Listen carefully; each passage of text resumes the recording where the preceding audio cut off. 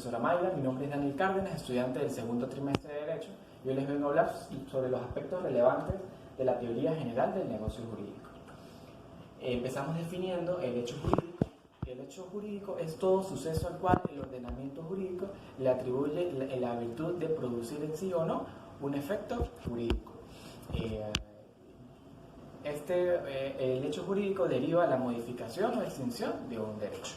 Las clases de hecho jurídico las conseguimos por su contenido, que pueden ser positivos o negativos. Positivos encontramos, por ejemplo, la mutación del cauce de un río o la muerte de un sujeto. Y negativos, la abstención o omisión.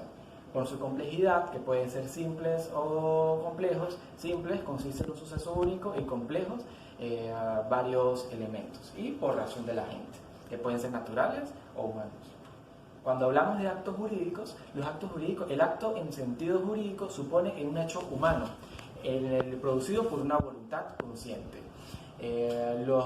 para producir efectos jurídicos.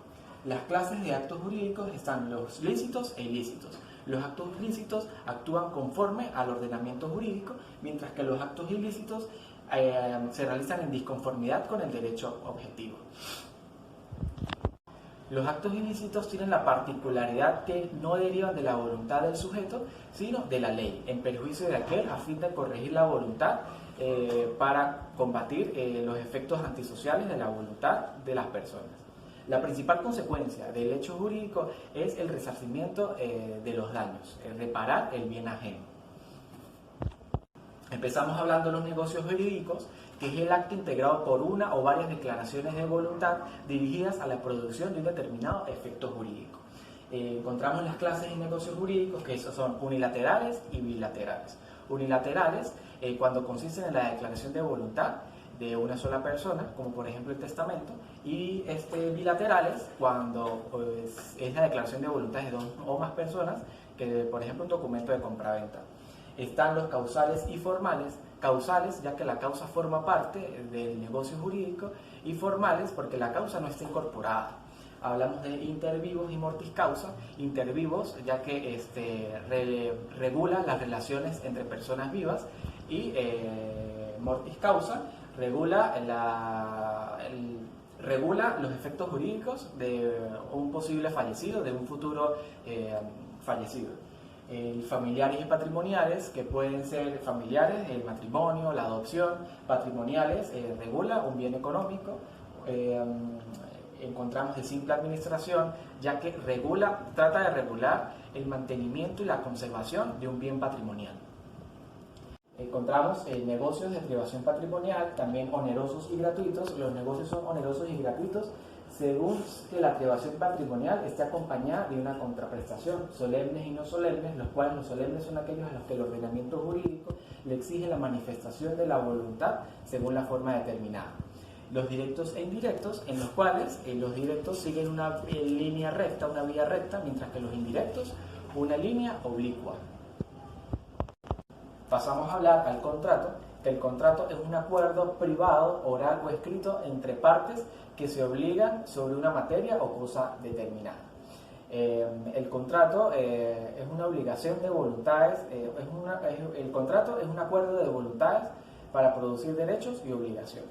Los caracteres del contrato es que es una convención.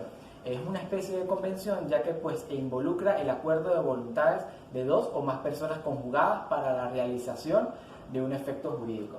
Establece relaciones jurídicas, ya que existe un vínculo de carácter patrimonial, y produce efectos y obligaciones entre las partes, ya que siendo el contrato un resultado de la manifestación de la voluntad de las partes contratantes, está claro que se debe hacer exigir lo que ahí en el contrato exige.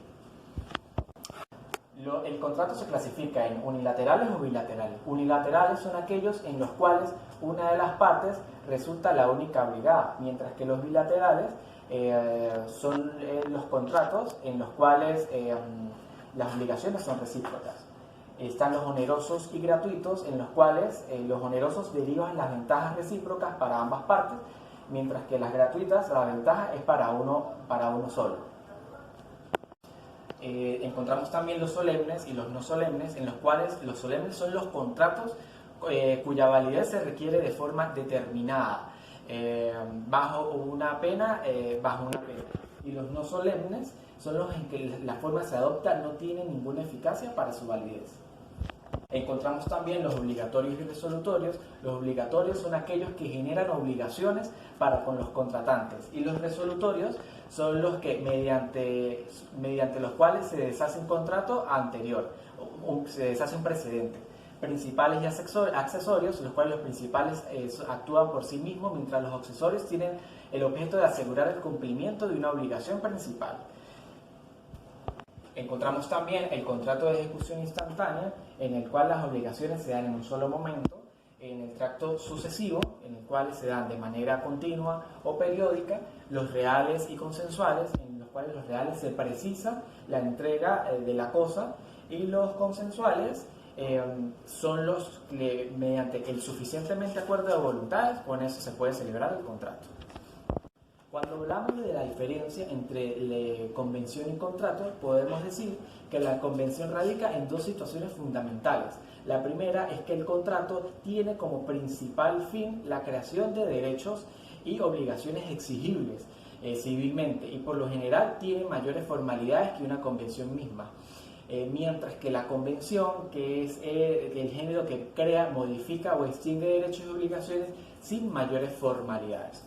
En cuanto a la teoría general del contrato, podemos definir o conseguir de que la misma se encuentra dentro del derecho privado, pero tiene influencias del derecho público, por ello su importancia en el mundo jurídico, la cual tiene los siguientes elementos: el consentimiento, que sería el acuerdo; la obligación en sí; la causa, que es el motivo de las partes para obligarse, y si falta alguno de estos requisitos, el contrato no se puede dar.